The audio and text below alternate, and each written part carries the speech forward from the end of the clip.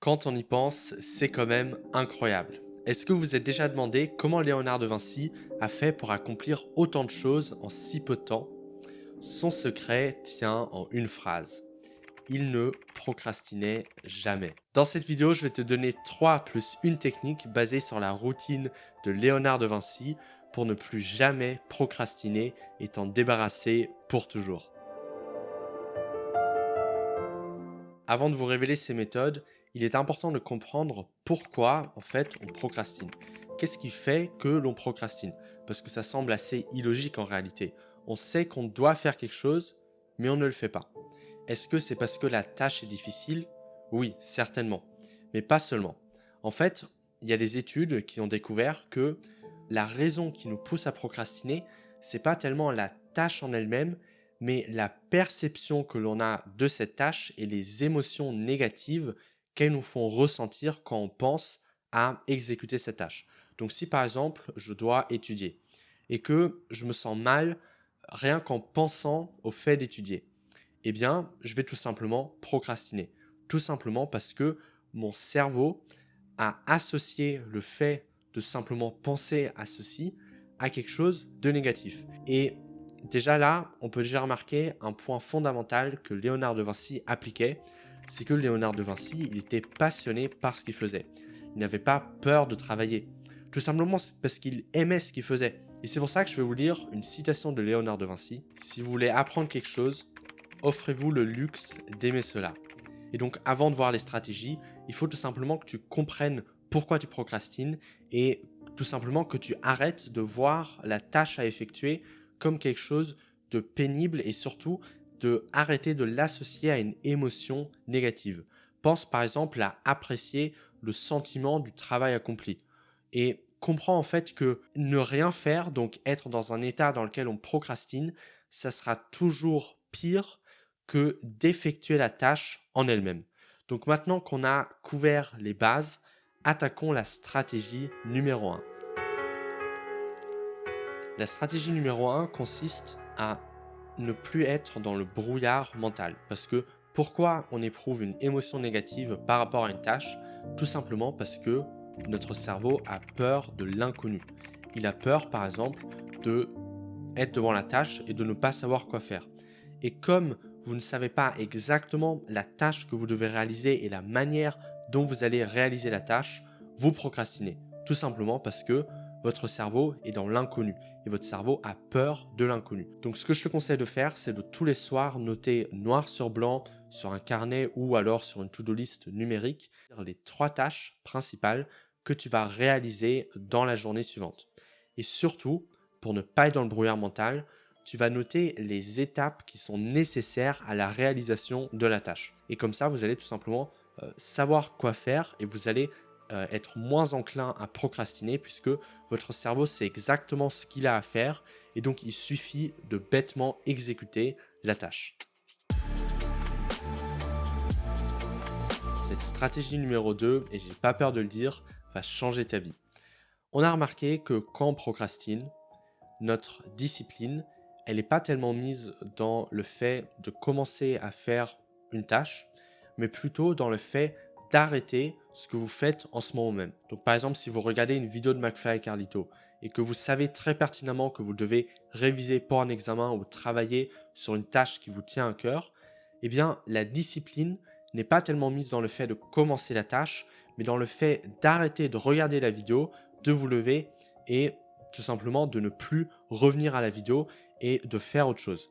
Et donc, qu'est-ce que ça veut dire? Ça veut dire tout simplement que si vous n'avez aucune addiction, donc si vous n'êtes pas addict aux jeux vidéo, si vous n'êtes pas addict à TikTok, etc., eh bien, travailler, ça devient juste une option logique pour votre cerveau. Et donc, pour que vous saisissiez bien ce concept, je vais vous expliquer comment Léonard de Vinci vivait. En fait, ce que Léonard de Vinci faisait, c'est que il associait une activité spécifique à un état émotionnel. S'il se sentait à faire des maths, il faisait des maths. Mais s'il n'avait pas envie de faire des maths et qu'il préférait peindre parce qu'il avait une envie artistique de peindre sur le moment, eh bien il se mettait à peindre. Et donc vous voyez directement que les deux activités ne sont pas nuisibles. les deux activités sont productives.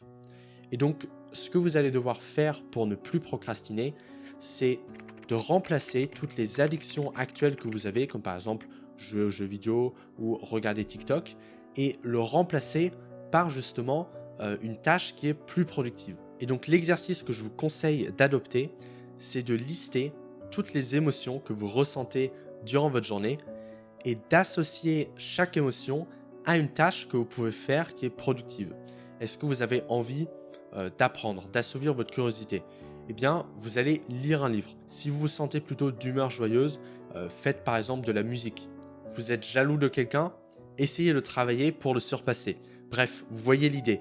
L'objectif, c'est tout simplement d'avoir un tableau dans lequel vous pouvez lister différentes activités que vous pouvez faire à différents états émotionnels. Et à partir de ce moment-là, eh bien, vous arrêtez de procrastiner parce que vous faites tout le temps quelque chose de productif. Et c'est ça le secret de Léonard de Vinci. C'est que Léonard de Vinci, tout simplement, n'avait même pas l'option dans son cerveau de faire quelque chose qui n'est pas productif, comme par exemple aller dehors et boire de l'alcool. Et justement, Léonard de Vinci était un si grand génie et quelqu'un qui a réussi à accomplir autant de choses parce que chaque activité qu'il faisait était productive.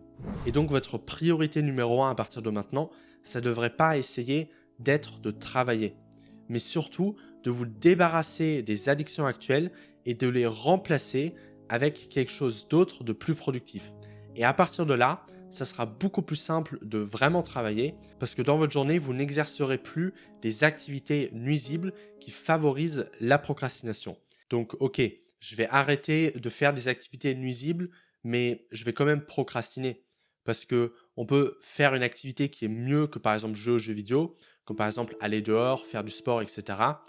Mais ça ne va pas résoudre mon problème de procrastination, non? Justement, en vous révélant la stratégie numéro 3, tout va commencer à faire sens et vous allez commencer à comprendre la puissance de cette stratégie numéro 2.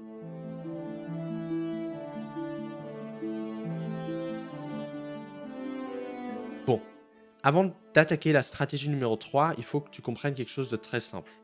Là, en ce moment même, tu te trouves soit dans un cercle vertueux, soit dans un cercle vicieux.